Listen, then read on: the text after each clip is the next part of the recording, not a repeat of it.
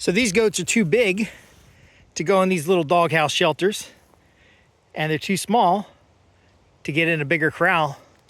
But one thing I've noticed checking the corral is that grass is coming through. By the way, I'm Justin Hitt with Prosperity Homestead.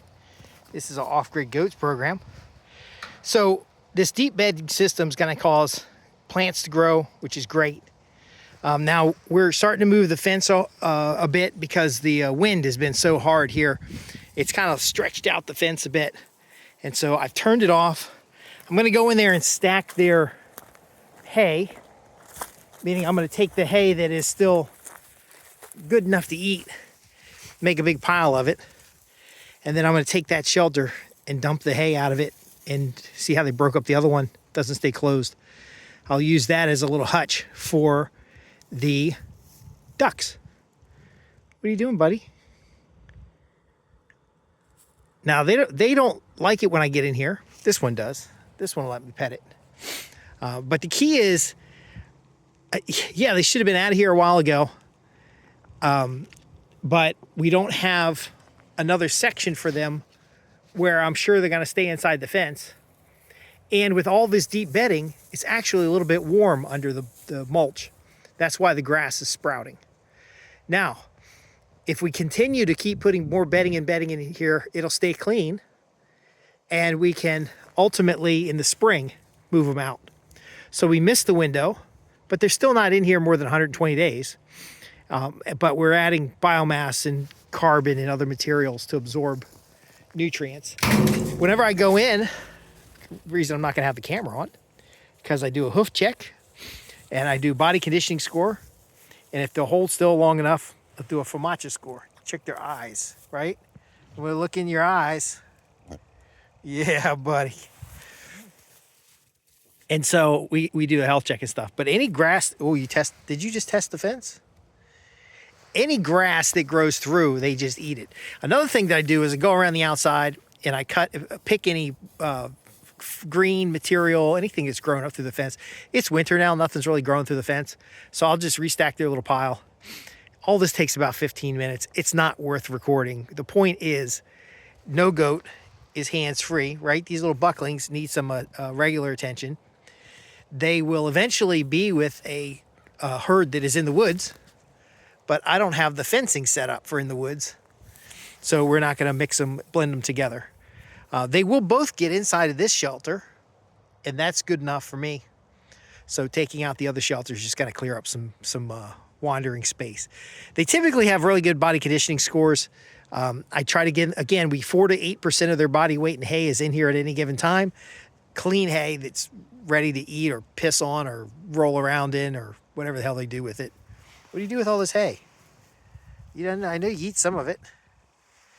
And then we give them a feed ration, which is about, I don't know, it's like a small soup cup. So it's like a pound at the most that they're getting once a day.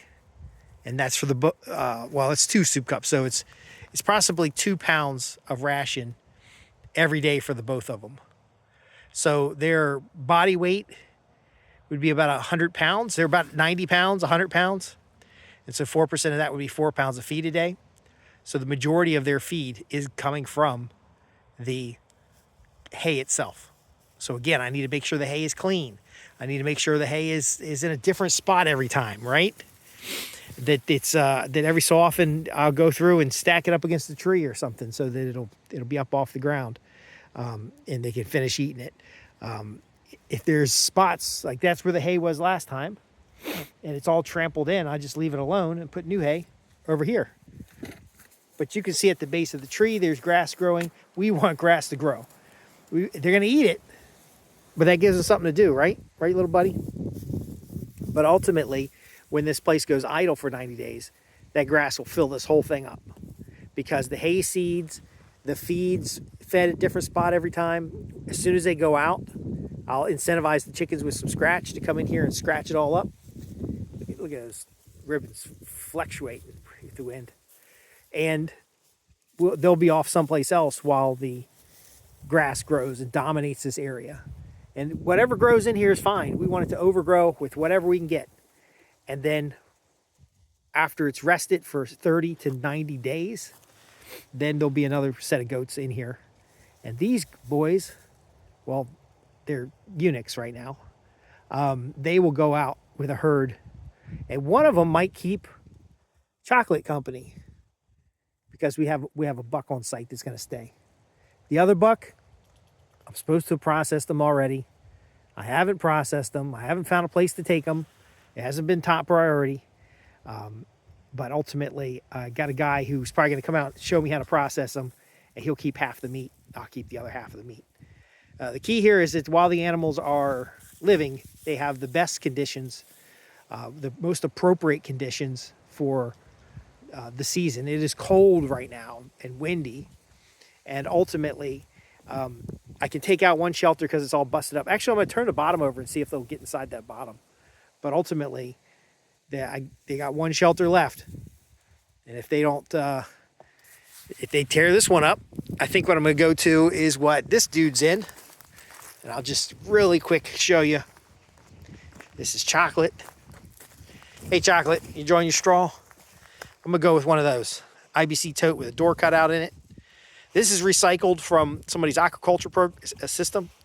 But I'll go with something like this with a door cut in it, and then I'll just keep stacking that straw.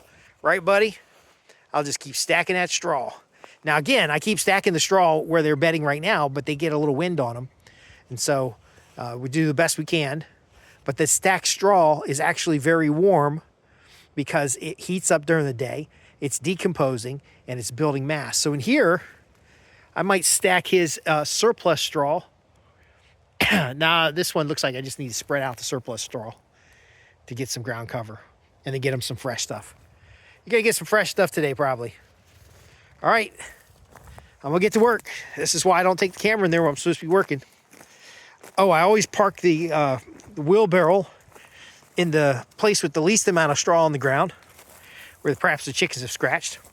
And that's so any straw that misses the wheelbarrow, I don't have to pick up, because that straw will become compost. I'm Justin Hitt, Prosperity Homestead, www.prosperityhomestead.org. You can go there for a free newsletter. And the ducks are testing their wings, and I'm getting to work.